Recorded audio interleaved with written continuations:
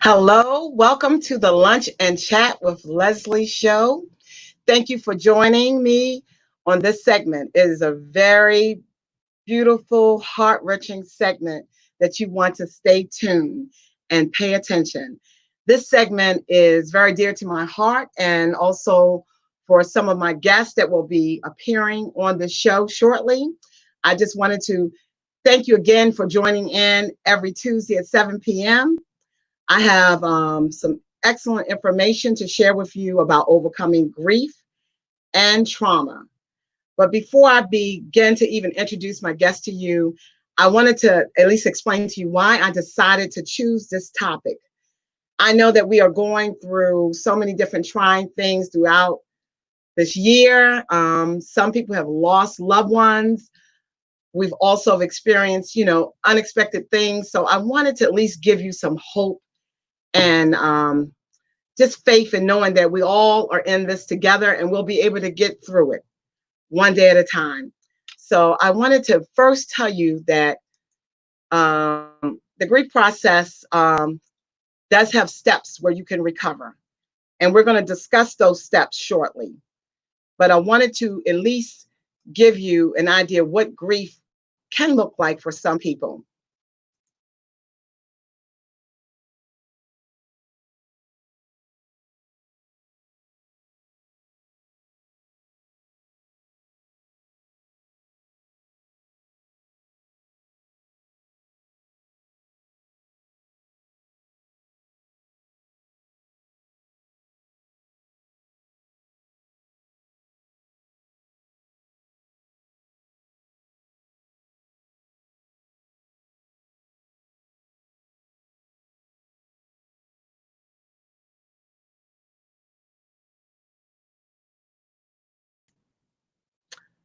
I hope you enjoyed the little slide that I showed you. I just wanted to give you just a snippet of what grief can look like for some people. Grief is very trying. I mean, my personal story is I lost my sister in November of last year, and I didn't know what I was going to do. I thought I was going to lose my mind. I felt really depressed. I felt uneasy. I just did not, it's like I lost myself. So if you guys can relate to what I'm telling you, just letting you know that there is an anchor that God will throw towards you so you can hold on to. So don't give up on what you're going through. I mean, I know it's a painful subject, but we have to get through this together. And I wanted to at least kind of give you an idea of what the cycles of grief, what it looks like. I know initially, I was really angry. I was angry at God. I was mad. Even with my sister, I felt like, I mean, it wasn't her fault, but I felt like, why didn't you try hard enough? But it wasn't her fault. I just did not understand why she had to leave at that time. But, I just continued to pray. I had to get myself together to go to work. I just started a new job and I just prayed every day. I said, God, please help me through this process. So I'm just going to show you just a diagram of what a roller coaster ride looks like for people that go through grief.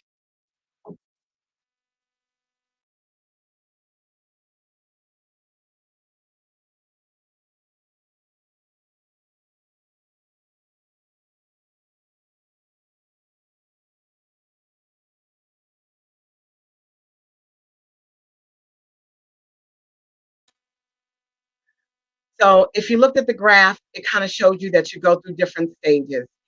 And the end of it is that you go through acceptance.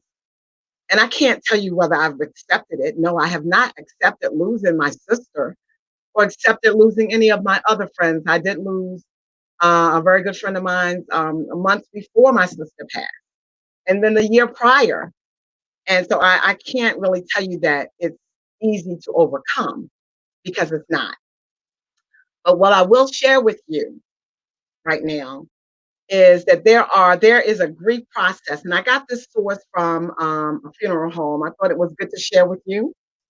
It talks about the 12 steps in the grief process.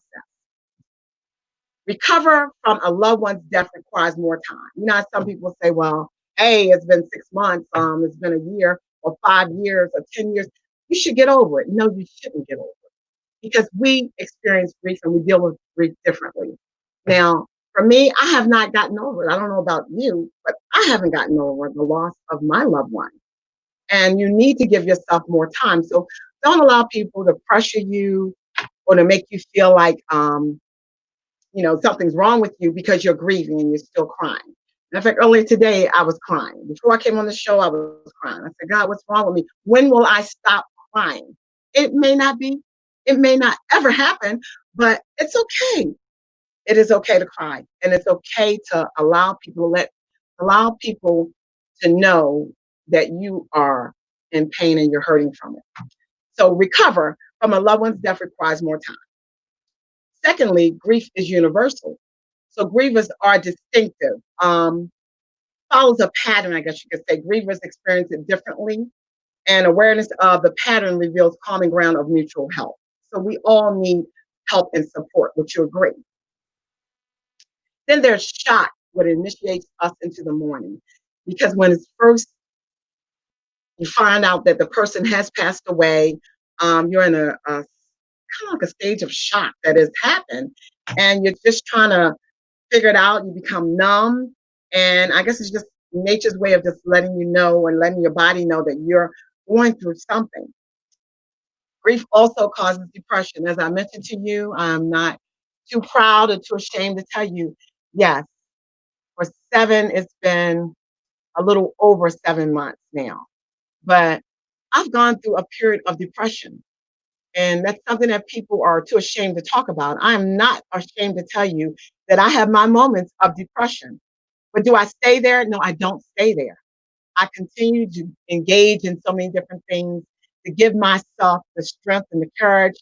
Um, it's an old saying that I put together. It's called finding strength even in your trauma. When you've been traumatized, you have to keep moving. I mean, if you don't, you'll get into what's called a catatonic state. You can't function or even feel your way around things. So I'm gonna let you know it's okay. If you've gone through depression, you're not gonna stay there. That is normal. It can be hazardous to your health if you don't take care of yourself. And unfortunately, some people overindulge in other things just to um, make the pain go away and take away the numbness. So I would say myself, honestly, I probably overindulged in some things, eating, probably had some drinks, did some other things. But what I did realize that I wasn't feeling any better by not taking care of myself. So making sure that you take care of your health is very important. And you also need to know that there is a normal, that it will come. You will feel normal again. Unfortunately, you're if you recently experienced a grief, it is still new and fresh. So it is going to take a minute. So just be patient with yourself while you're going through this. And you also may suffer some guilt feelings. I mean, I did. I tell you, I asked myself, did I give my sister enough time? Did I call her enough? What could I have done differently? So yes, you can. Grievers do have that guilt feeling that they put on themselves. So don't put this on yourself. Don't blame yourself. Unfortunately, this is the process of life. We have to go through it. But death itself is not our fault. So just understand that. Grief can also make you angry. I remember snapping at my mother, snapping at my children, and not realizing that it was because of my emotion, the roller coaster I was going through with my emotions. So grief can have you all over the place at times. Emotional characteristics of grievers, I'm just going to tell you that you have like an unimbalance. So you're emotionally um, unbalanced because of the grief, the loss of the loved one. So you feel like you're going through, I don't know, you really don't feel like yourself. You feel like you're having an out of body experience. That's what you're going through. But it is normal. And I just want to let you know that you will get through that process. Just a few more to go over with you. You often lack direction or purpose. I remember when I said, well, what else can I do? I mean, she's not here. What am I supposed to do with my life, God? And you know what he told me? He said, you got to find purpose in your life. We all have purpose in our life. We just have to find what the purpose is. So don't just sit in your room. Don't shut out everybody. Really find out what your purpose is for your life. So get involved. Like for me, my mother would say to me, Leslie, you're doing 20 different things. Yeah, but the 20 different things are giving me purpose. You understand what I'm saying? It doesn't matter what it looks like as long as that it's giving me purpose. And guess what? It's therapeutic for me. So whatever the therapy that you may find for yourself, do it. And healing will bring hope to you. That's what I want to tell you. You eventually heal slowly but surely. You just have to be patient with yourself and continue to pray. And also just know that life is it's worth living. It's worth living. And so live for your loved ones that you've lost. Let them know that, hey, I'm doing this for you. Do you know I have a conversation every morning with my sister when I was going through school? I'm doing this for you, sister. If I'm starting a business, I'm doing this for you, sister. So I have those conversations. And I tell you, it's pushed me. It's given me that inner strength that I need just to make it through. So just take those, just be aware of how you're reacting or what's going on with you. And sometimes, I mean, if you need to seek professional help, it's okay for that too. But I wanted to, before I introduce this person to you that I have coming in, I wanted to talk to you a little bit about overcoming trauma. Okay. We all have had some traumatic things happen to us. Trauma doesn't mean that it's it's something that's really drastically happened, but it could have been something years ago. But it's really important to understand the trauma process and the steps to recover. So I have some guests that I'm going to be inviting on the show. The first person that I'm going to invite, her name is Shanquelle Saunders. She is a licensed master social worker, and she's just going to go over some things with you about trauma. Okay? Hi. How you doing, Shanquelle? Oh, hi, can you hear me? I think I had muted my Yes, yes, I hear you very well. Hi everyone. Hi there. Look, I just got finished talking about the grieving process and what people have to go through. So I wanted to talk to you about, first of all, can you introduce yourself to our viewers? Yes, hi everyone. My name is Shanquelle Saunders, and like Leslie said, I am a licensed master social worker, and I've been in the field for about 2 years now.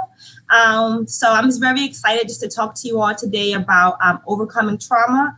I'll back up a little bit. So in my role currently now as a social worker, I'll currently investigate reports about child abuse and neglect, and I work with families to address issues or stressors that's causing them to abuse or neglect their children, and I work with them to try to alleviate or get rid of those stresses and reasons why they are taking stuff out on their children. Oh, that's fantastic. That's beautiful. We need more people like you. That is excellent. So, just to talk to you a little bit about trauma, what I know there are different types of trauma. Can you go over the different types of trauma for our viewers so they have an idea? Yeah, so there are 3 types of trauma. So first, I want to back up and just define what trauma. What is trauma? Yes. Yeah. So trauma could be any experience that you have went through that makes you feel overwhelmed and you cannot go on, like your world is crashing in. And it can also make you feel alone as well. So it can be, for example, you were sexually assaulted. You watched your cousin get murdered. You watched your house burn down. This anything that you feel that happened to you that's overwhelming, you just cannot feel like you can go on, whatever that is. Okay.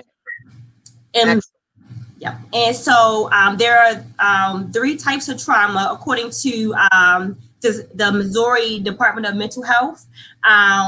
These trauma, the first one is acute trauma, which is like a single incident. For example, you're being sexually assaulted. That was just one trauma, one event.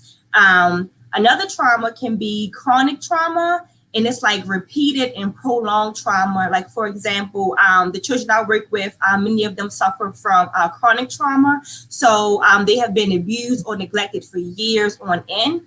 Then the third trauma is complex trauma, and it's when you are exposed to a variety of trauma or multiple traumatic events. Like, for example, 1 month you lost your husband. The next month you were diagnosed with a mental illness or some kind of deadly illness. And then a couple weeks later, your house burned down. Just all just combined into one. And that's a lot for anyone to have to experience. Man, I remember it was one time I went through a traumatic event. I guess it could be like for last year, I had a car accident, and of course it traumatized me. Mm-hmm. And right after that, I was having problems with my job. I wound up leaving my job in the midst of it. And then my sister had passed away. So it just was compiling. Yes. So I guess would that be probably considered more of I was complex. Complex trauma, I guess. Yes, and it can feel like life is just like attacking you, just everything just happening to you at just within a short amount of time, or just within a short amount of time. Okay. All right, because I tell you, trauma is really it's really a very hard thing sometimes to get through. So what I have done tonight is I've reached out to a couple of people that want to share their stories. So I want you to stay right there, because I'm going to bring this young lady on the broadcast. Her name is Rashida McKenzie, and she reached out to me. I put a post out Facebook saying anyone would like to come and share their story, which is welcome to anyone. You don't have to be a superstar to be on the show. So I do thank you, Shanquelle. So stay right there I will. For deciding to come on the show and explaining what trauma is for our viewers. So now I'm going to bring in Rashida, add her for a second. Hi, Rashida. Hello, how are you guys? Fine. How are you doing? Good. Great. So Rashida, I was just introducing you as I just finished talking to, this is Shanquelle Saunders. She's a licensed social worker. And we were talking about trauma. So she really kind of broke it down for me, what trauma looks like. And I told her that I wanted to I have a couple guests to come on the show to talk to me about what exactly that you personally, give hope to other people, what you may have experienced, if you don't mind sharing. Sure. I know you don't have to necessarily go in detail, but whatever you would like to share, we would like to hear your story. Yeah. So first of all, thank you for having me, because before I tell my story, I will say just hearing you all talk, I think part of the healing process is sharing your story. And then once you heal and allow yourself to heal, that it is our duty to give back and make sure that we share our story so other people know, like Shanquelle said, that you're not alone, that there are other people that have experienced this, because even that brings a little bit of relief. Yes. You feel like you're not the only one. So my story is that during my first pregnancy, I was overwhelmed, overjoyed in a good sense, in terms of this is my first child. I'm excited about all the possibilities. You immediately start to plan your future around this baby. And so during the process of when I was about 18 weeks pregnant, I just kind of got this feeling that something was wrong. And so my hands were swelling and my feet were swelling. And there was just so many different things happening that I had remembered that I read in a book that these were all symptoms and signs of preeclampsia, which is basically a condition where your blood pressure gets really high. And it's kind of your body's way of almost rejecting the baby, but something you really need to be aware of in pregnancy. But they don't really check it until you're around the 20-week mark. So I was a little early experiencing these symptoms. So I spoke to my doctor about it, and she basically explained that that was a normal part of pregnancy and sent me home with a headache prescription Oh my goodness. Only for a few weeks later for me to end up in the ER and learn that what I was experiencing was in fact preeclampsia that had now turned into HELLP syndrome. The best way to kind of define HELLP syndrome is where your blood platelets drop. So any C-section or anything like that would just cause you to have continuous bleeding. Oh, and so just it happened so quickly, but I can remember like trying to hold out, figuring out what my options could be. What is it that I could do?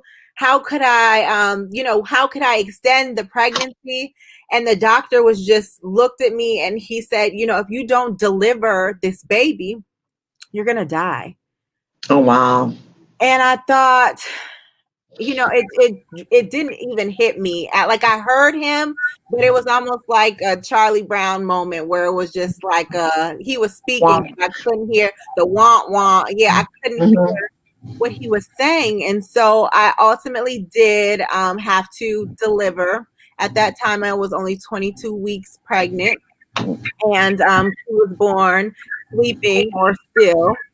So it was just, that was an unreal and unfathomable experience, because you don't read about that on the milestone apps or what to expect when expecting.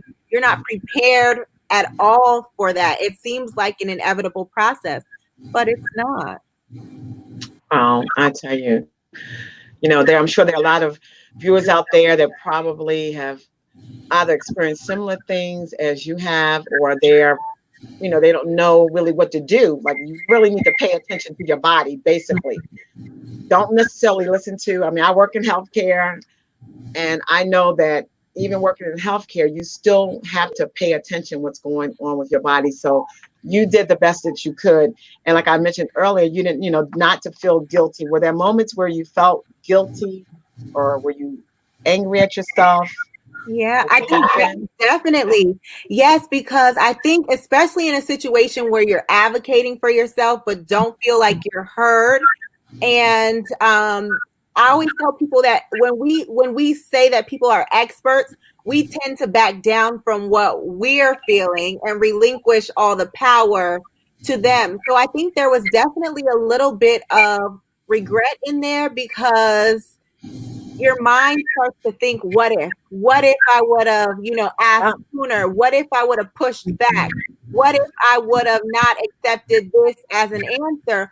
All of those things play, but also, on the flip side, understanding that gave me the gift of, like you said, being able to not blame myself, because there was a lot of that, but just understanding, what could happen the next time, or how I would go forward the next time. But it definitely took a while to even get there.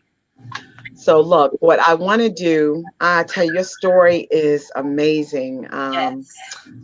It is just, I can't even imagine. The old saying, we each go through things, but if you had to go through what that person's going through, would you take it? No. Just like the same way I know, with me or whomever else have gone through grief or trauma in their lives. But the most important thing, which I like what you said, is that we're not alone. We're here to support one another. And this is the purpose of this broadcast tonight, is to show our viewers that we're here for you. We're here to support you. If you need help, here I got a licensed master social worker. I have other resources. Here's the resources that Rashida provided for me. So I hope I do it right, Rashida. Okay. I have some resources I definitely want our viewers to see. But I have another young lady that I'm going to bring on. Her name is Michelle Austin. Michelle Austin is originally from Baltimore, Maryland, but she relocated to Houston. So she's going to tell us a little bit about her story, and then we're all going to talk. Is that okay? Sure. All right. So I'm going to bring her on. There she is. Hi, Michelle. Hello, ladies. How are you? Good. How are you? Awesome. Thank you so much for deciding to join me all the way from Houston, Texas. So I appreciate you. Appreciate You look very beautiful, I must say. you. I was just talking to, I don't know if you had a chance to hear the broadcast. I did go over this whole broadcast is about overcoming grief and trauma. So I discussed that process with the grief area, and then I started talking about trauma. I'm going to introduce you to Shanquell Saunders. Hi. Yep. And then below Shanquell Saunders is a licensed master social worker. Below her, that is her name is Rashida McKenzie. And she just expressed to us about her trauma that she went through, having a child, being pregnant with, is it preeclampsia? And that she wound up losing her child. And it really, it really affected her. She started blaming herself. So we all have a story to tell. So I wanted to invite you to kind of tell us a little bit about your story and how our viewers can overcome trauma in their life. So do you mind? Sure, I don't mind sharing. And thank you, Okay. Leslie, for sharing, because I'm going to have to listen to the broadcast. Leslie Okay. had me to put these lashes and everything on. So I do Well, I apologize. thought your lashes were long. Oh my God, they're beautiful. Yeah. Yeah.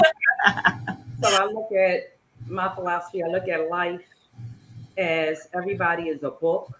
And in the book, everybody has chapters in the book. Some chapters start off good, some of them not so good. And many times when at the beginning of the book, you really don't have any choice because you're in your developmental stages. But you can do something like within that middle part. And for me, I didn't make the best choices in life.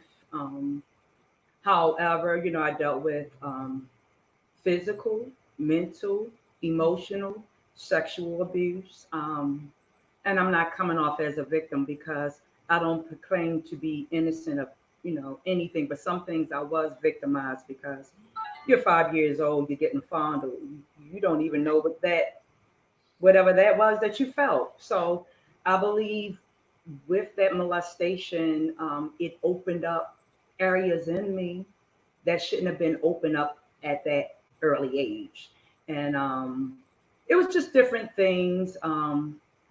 Being a misfit, never really being able to like fit in. So I would do anything just to fit in.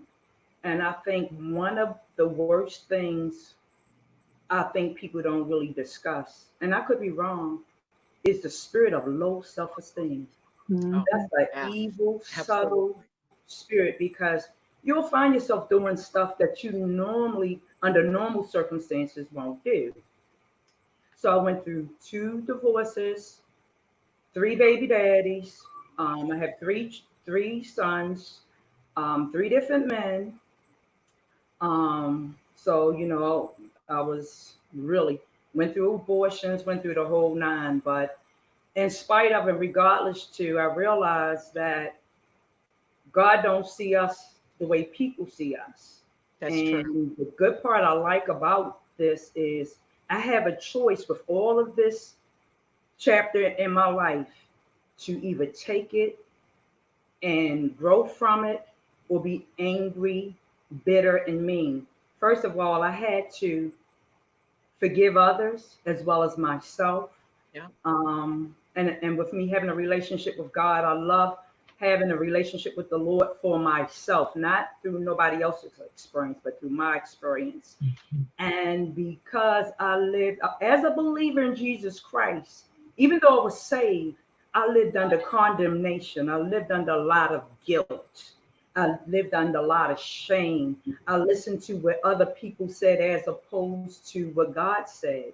So I hold dear to Jeremiah 29:11, which we all know. God Yes. said, I know the plans, I know the thoughts I Come have for on. you. They are good and Yes. not of evil, to give you a hope and to give you a future. He also said in 1 John 1:9, if you confess your sins, he is faithful and just to forgive you of your sins and to cleanse you of all unrighteousness. That doesn't mean I'm a dot every I and cross every T. Also, he also said in Job 2:25, I will restore the years that the locust, the cankerworms, and the palmer worms. And I'm living that truth right now as we speak because of what the enemy said, and it's not people, but the enemy uses people. So I can't say I hate Leslie. It's not Leslie, but it's the spirit in Leslie. It's the spirit in Michelle. It's the spirit that the enemy would use if we allow him. And just it's the spirit of God if we allow him. So I said all of that to say, to bring it home is this.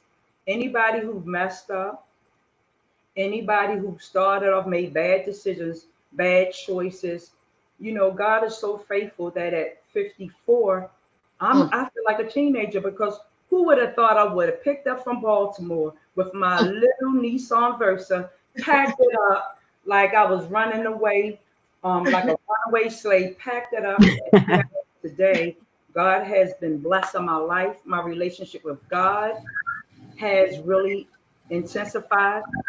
I love myself. And one word I learned how to say in love is no. Because you know how we could never say no. Just taking on, just taking on, just taking it. Girl, you gonna leave your mama? Your mom, you know your mama needs you? No, my mama and I, we need God. We don't need God. You know, so, you know, everybody wasn't a fan, but Leslie was a fan. And since I've been here, I really began to learn and like Michelle. And at the age of 54, I just turned 54, but I was 53 when I came here. So I came here like the early part of this year. Yeah. It's like this my first. I've never lived by myself. Wow. I mean, I'm really beginning to know who I am. I ain't gotta hear, hey mom, where my drawers? Hey, this, that. Now, mind you, I can walk around in my drawers, but I'm not going to do that because I'm on air. But all in all, I can say to anybody, regardless of abuse, regardless of what anybody said, God bless me. I went to college. I graduated. I would come to work after being mollywopped by my first husband, would beat me up. I would still go to work. Wow. And it was so many obstacles, but God was faithful. God was faithful. And I learned how to love them. I have a good relationship with my first husband. I have a good relationship with my second husband. I have a good relationship with my baby daddy. That's the, you know. So I said all that to say that God is faithful. And my remedy is to forgive yourself, forgive others. Your past is your past. That's what I did. That's not who I am. And learn to love and forgive and repent and live life and enjoy three beautiful ladies like yourself. I thank God for all of you, and thank you for letting me share. Yes. Thank you. And you know what?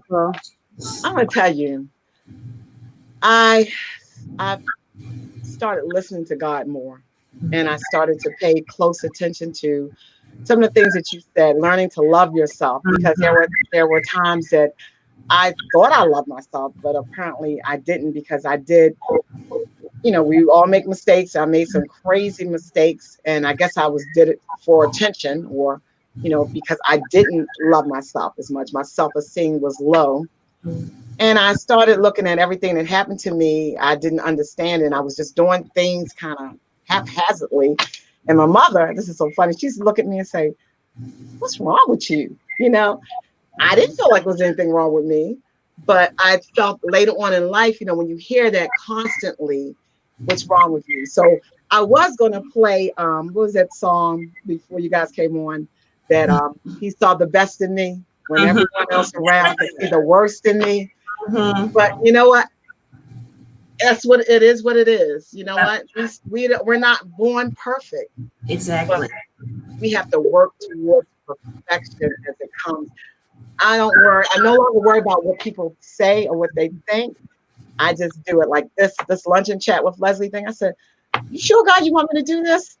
He already had it planned some years ago, but as I mentioned in the other broadcast, I wasn't ready then. But now he's getting me ready. And this is an opportunity for me to meet beautiful people like yourself and to share each other. Look, when COVID hit, I guess we all couldn't meet side by side, but we're still together. You know, we can see each other at different locations. So thank God for technology. Yes. But I do have a link. Let me see if I could share this. I got the link. Okay, here we go. Let's see. How do I share this link? I hope I got it right. Okay, copy. So, and so where do I have to put this link, Rashida? Okay, so let me talk a little bit about what that is. First of all, your story was so beautiful, and so thank you so for much. sharing that, because I think one of the things that we don't realize is that we need that time and space, right, to make sure that we heal. And so one of the practical ways that I always talk to other women about is just this idea of mastering our morning, because what happens in trauma, I think the biggest thing is that we get disconnected from ourselves and from God. And so we start trying to, like you said, fill it with all of these other things, whether it's food, whether it's whatever. We try to fill that place. And as we try to fill it, we get more and more disconnected and move more and more away from ourselves until it's something that catches our attention that forces us to turn back to Him. So Sandy, I'm looking at the comments, said that it's so true that God heals. And so the resource that I provided is just a way to master your mornings, to make sure that you're rising at an hour where you can separate yourself and connect spiritually, to make sure that you're taking care of yourself first thing in the morning before we start to give and invest in other people, because we do that. And by the time we get up and, answer requests from our kids or our jobs or, answering emails, then we've invested in other people more than we have in ourselves, especially when you're going through a trying time and you're trying to heal. There's nothing more powerful to me than really that stillness and setting that time aside that's non-negotiable for yourself, so that you can start to hear what that whisper is that God is speaking to you, because that's what we ignore, right? It's like there's a saying that life isn't short on wake-up calls. It's just that sometimes we don't listen. And so in that stillness, you can hear what that voice sounds like, even in the hustle and bustle. So like you said, you wanted to start your show, but you're like, oh, I don't know if I'm ready. But just being really clear on what that sounds like, where you can be confident in, like, okay, I know what that is. I can trust it because of God's track record in your life. So that's just a resource that people can use to start to master that morning piece and take some time for themselves. Absolutely. And Shanquelle, is there something you'd like to add? Yes, I just wanted to thank you ladies for just sharing your story. Oh my gosh, it was so powerful and just so inspirational and so moving. And I wanted to also share that when we are in trauma, dealing with grief, we feel like Miss Michelle said, we feel like we're stuck. We feel like our low self-esteem. We don't deserve this. We don't deserve that. But the Bible tells us, like, if we repent to God, He will forgive us for our sins. He will accept us and He will help us move on. But we have to learn how to forgive ourselves. No matter what you did in the past, no matter what you done, who you done it to, like, you deserve help. You deserve forgiveness, and you deserve to move on. We've all done things that we're not proud of. So we just have to learn how to muster up courage and just forgive ourselves and move on, because the enemy wants us to stay stuck. He wants you to live your life in pain and anger and misery. So I just want to encourage anyone, no matter how long you've been suffering, no matter what you did to people, no matter what people done to you, you have to move on for yourself, not for them, but for yourself. Yes, and just to piggyback what you said, the forgiveness part is really huge. The forgiveness is for you. It's for the other person, but it's really for you. You have to forgive. You can't forgive yourself. How can you forgive others?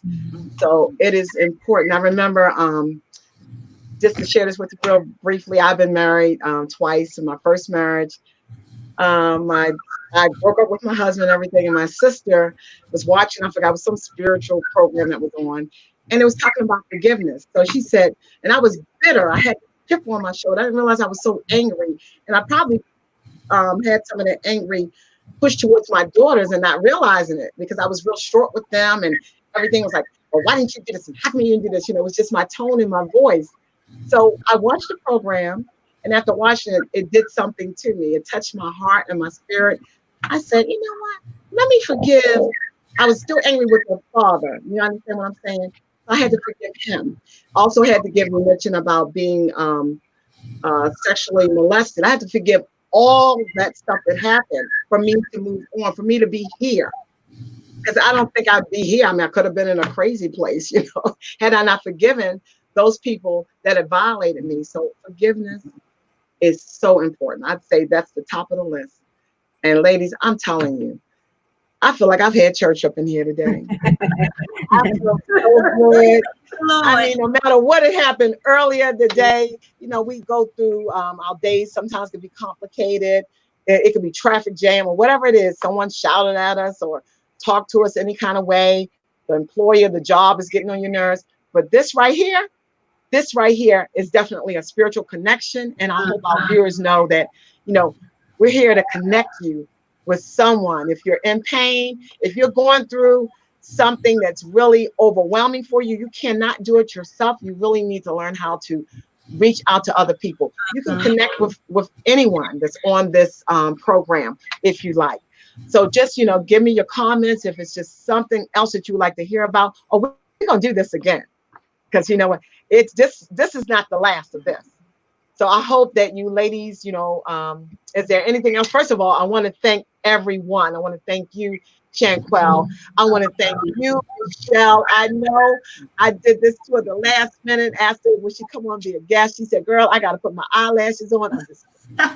She came through. And Rashida reached out to me. You know, we didn't know each other, you know, before the broadcast, but I feel like I've gained a sister. Yeah. You guys are all my sisters.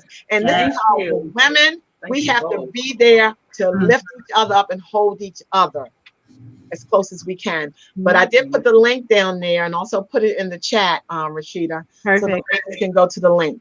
So tonight's broadcast, I just want to thank you. I hope that we can do this again very soon. And who knows, after everything goes through my plan, let's just say this. Jeremiah, was it 29? 29:11. God already had the plans he had for each and every one of our lives. So I've already know, God told me that right now, you know, I'm in a little small space. Studio's coming next. I will see you in the big studio. That's right. So I'm going to need some directors. I'm going to need some program managers. So I'm claiming it. So hopefully you ladies come on board. Let's just do this, okay? Let's build an empire. Yes. How does that sound? Yes. I like that. Thank you, ladies, again. And I will talk with you later. All right. And that wraps it up for Lunch and Chat with Leslie. Tune next week. It'll be mental wellness. And you know what? If you guys want to come back, because next week is mental wellness and this really relates to it. So if you guys want to come back and we'll talk about mental wellness, let's get it going, okay? All right. All right. Sounds good. Well, you take care. And I love you. I love you. Bye. God bless you all. You too.